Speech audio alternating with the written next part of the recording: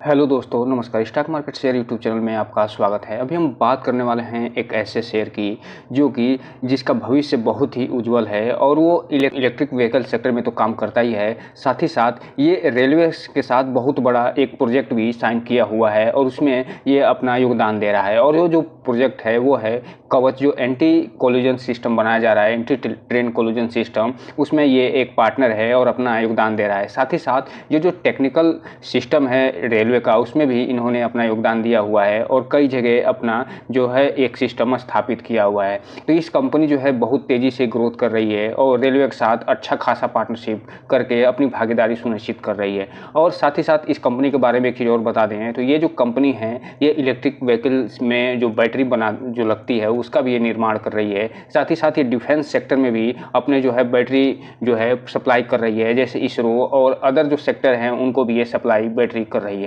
दोस्तों, हम इसी जो कंपनी है उसकी बात करने वाले हैं और ये देखने वाले हैं, इससे संबंधित एक बहुत बड़ी न्यूज़ निकल के आई है और उस न्यूज़ को हम देखने वाले हैं, क्योंकि वो जो न्यूज़ निकल के आया है वो प्रोमोटर से रिलेटेड न्यूज़ है। उसको हम डिटेल से देखेंगे। साथ ही साथ इसके बारे में 2023 से लेके 2030 तक एक बहुत बड़ा टारगेट दिया जा रहा है, उस टारगेट को भी हम डिटेल से देखने वाले हैं। चलिए दोस्तों, बिना किसी देरी के वीडियो शुरू करते हैं और सबसे पहले इसके चार्ट पैटर्न को देखते हैं और चार्ट पैटर्न के देखने के साथ साथ फिर हम आगे जो है इसके जो न्यूज़ निकल के आई है उसको देखेंगे और उसके बाद फिर हम जाते जाते इसके पूरे टारगेट का जो 2023 से लेके 2030 तक जो टारगेट दिया गया है उसका एनालिसिस करेंगे। दोस्तों, हम जिस शेयर की बात कर रहे हैं वो है HBL पावर सिस्टम लिमिटेड। यहाँ पे आप देखिए ये जो शेयर है जब मार्केट बंद होने के समय लगभग ये 254 रुपये के आसपास ट्रेड कर रहा था 1% की गिरावट के साथ। और अगर 5 दिन के अगर चार्ट पैटर्न की बात करें तो 1% के या आधा परसेंट का इसमें तेज़ी दिखाई दे रही है। एक महीने में इसने अपने शेयर होल्डर को 10% का रिटर्न निकाल के दिया है। 6 महीने की बात करें तो 6 महीने में इसने अपने शेयर होल्डर को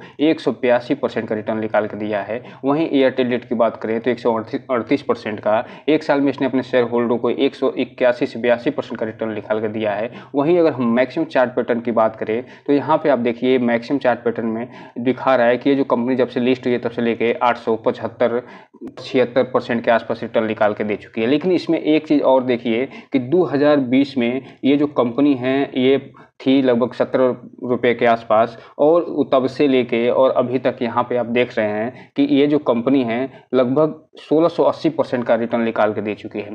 तो इस हिसाब से आप देखिए कि कोरोना के बाद से इसमें एक टर्न आउट हुआ है। जब से इलेक्ट्रिक व्हीकल से संबंधित जो गाड़ियाँ हैं उसमें लिथियम आयन बैटरी का निर्माण ये कंपनी करने लगी है, तब से इसमें एक टर्न आउट हुआ और ये कंपनी अच्छा खासा रिटर्न निकाल के दे चुकी है। तो इसी संदर्भ में जो है इस कंपनी को हम देखने वाले हैं इसके 2030 तक जो टारगेट दिया गया है उसको।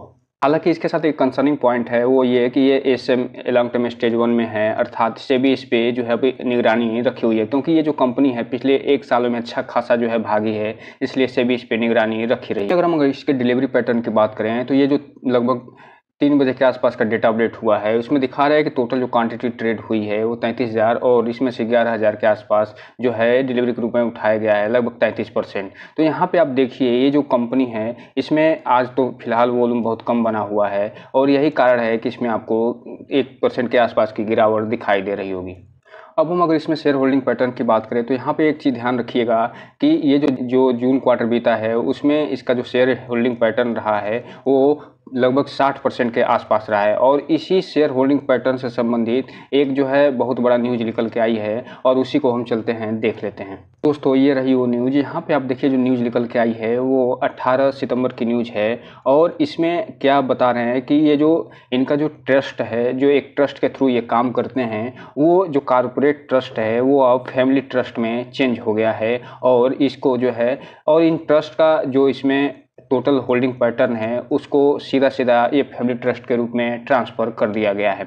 और यहाँ पे ये आगे बता रहे हैं कि ये जो Barclays wealth trustee India private limited है जो कि कॉर्पोरेट ट्रस्ट है उसको चेंज कर दिया गया है कविता प्रसाद अल्लारू एंड सत्यनारायण सुब्रमण्यम जो श्रीनाथ मलिकलेनी हैं उनके जो MSS श्रीनाथ फैमिली ट्रस्ट में इसको कन्वर्ट कर दिया गया है। और ये कन्वर्ट होने के बाद इसका क्या सिस्टम बन रहा है ये आगे ये बता रहे हैं कि ये जो ट्रस्ट है फिलहाल जो इसमें 51% के आसपास जो हिस्सेदारी इन्होंने धारण करी हुई है। यहाँ पे आप देखिए कि ये 51.30% का जो एक इन्होंने शेयर जो है धारण की हुई है, और ये जो 14 करोड़ 22 लाख जो शेयर है, इसमें इन्होंने टोटल जो है वो सब शेयर ट्रांसफ़र हो गया है। और ये जो शेयर है ये फैमिली ट्रस्ट के रूप में अब जाना जाएगा, जो कि पहले प्राइवेट ट्रस्ट था। तो यहाँ पे आप देखिए जो प्राइवेट ट्रस्टी थे, जो Barclays wealth trustee India private limited, उसको चेंज करके अब फैमिली ट्रस्ट में कर दिया गया है।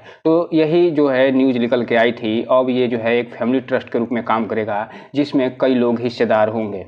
और यहाँ पे आगे बता रहे हैं कि ये जो एक्वायर का नाम क्या है, Kavita Prasad Allaru trustee for the Allaru family private trust proposed, यानी ये जो है एक्वायर करने वाले हैं। और ये आगे बता रहे हैं कि जो पर्सन हैं जो शेयर एक्वायर करेंगे, वो इसमें जो फ्राम वाइल्स जो Barclays wealth trustee India private limited है, और टू जो है कविता प्रसाद अल्लारू, अर्थात इनके थ्रू ट्रस्ट को एक्वायर किया जाएगा। किसके, जो कविता प्रसाद अल्लारू हैं इनके थ्रू, और ये जो बार्कल वेल्थ ट्रस्टी है इनको एक्वायर किया जाएगा। और ये जो एक्विजिशन होगा वो कब का डेट दिया गया है, 25 तारीख को। और ये जो एक्विजिशन में जो टोटल शेयर आएंगे वो लगभग 14 करोड़ 22 लाख शेयर आएंगे, और 25 तारीख को एक्वायर करके इसको फाइनल कर दिया जाएगा। आगे ये बता रहे हैं कि ये जो जब वो एक्वायर करेंगे, ये जो शेयर एक्वायर करेंगे 14 करोड़ 22 लाख शेयर, तो ये 51.30% बन रहा है। और ये जब एक्वायर कर लिया जाएगा तो इनके पास टोटल जो शेयर हो जाएगा, जो एक्वायर जो फैमिली ट्रस्ट बनेगा उनके पास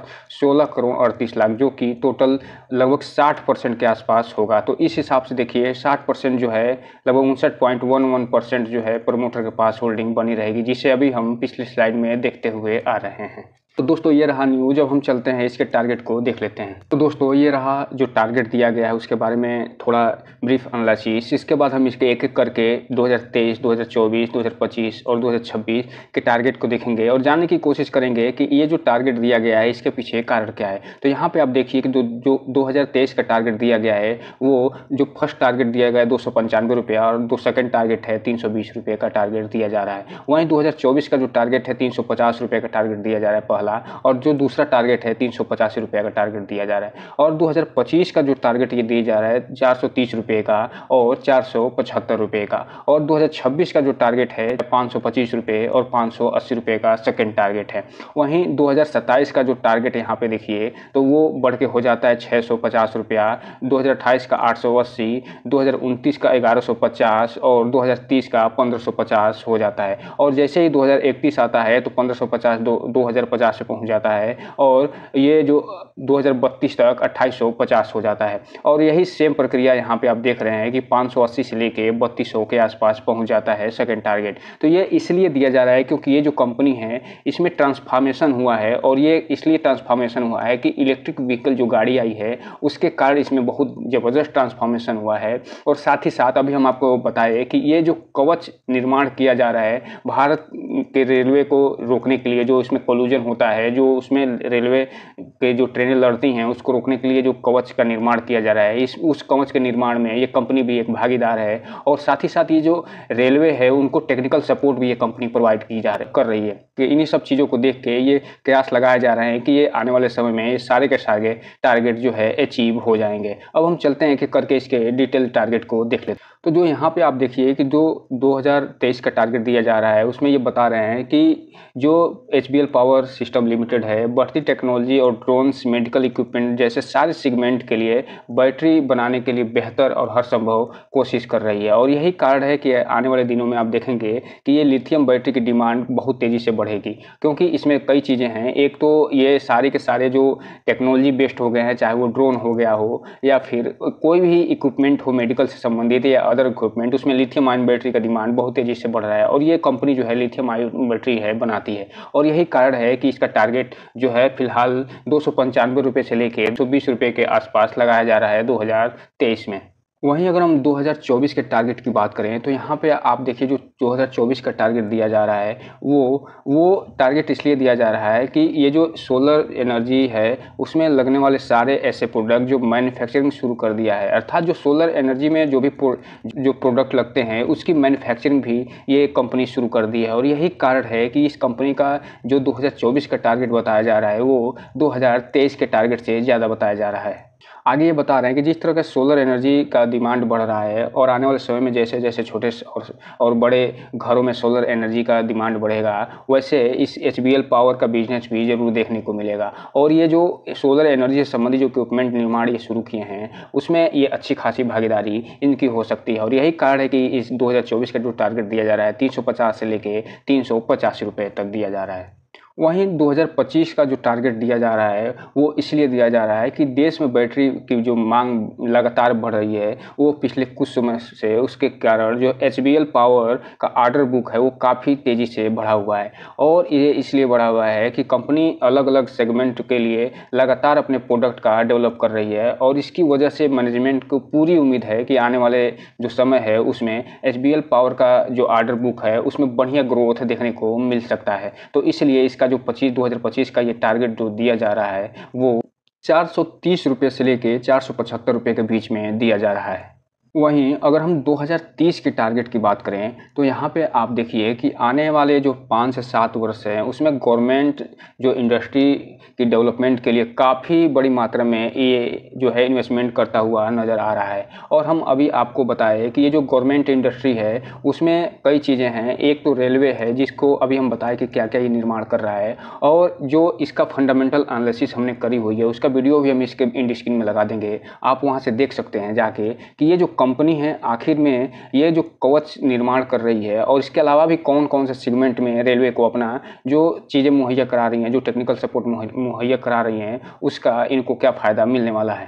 तो इन्हीं जो गवर्नमेंट इंडस्ट्री है उसके डेवलपमेंट और को देखते हुए और इसकी जो इन्वेस्टमेंट का जो स्वरूप है उसको देखते हुए ये बताया जा रहा है कि एचपीएल जो पावर है इस सेक्टर में अपने आप को एक सुविधाजनक स्थिति में ला रहा है। और यही कारण है कि ये जो 2030 तक इसको 1550 रुपया से लेकर 1750 रुपये का टारगेट दिया जा रहा है। तो इस हिसाब से आप देखिए ये जो कंपनी फिलहाल जो 260 रुपये के आसपास ये ट्रेड कर रही है, वो अभी जो है वो 2030 आते तक ये माना जा रहा है कि 1750 तक ये टच कर सकती है।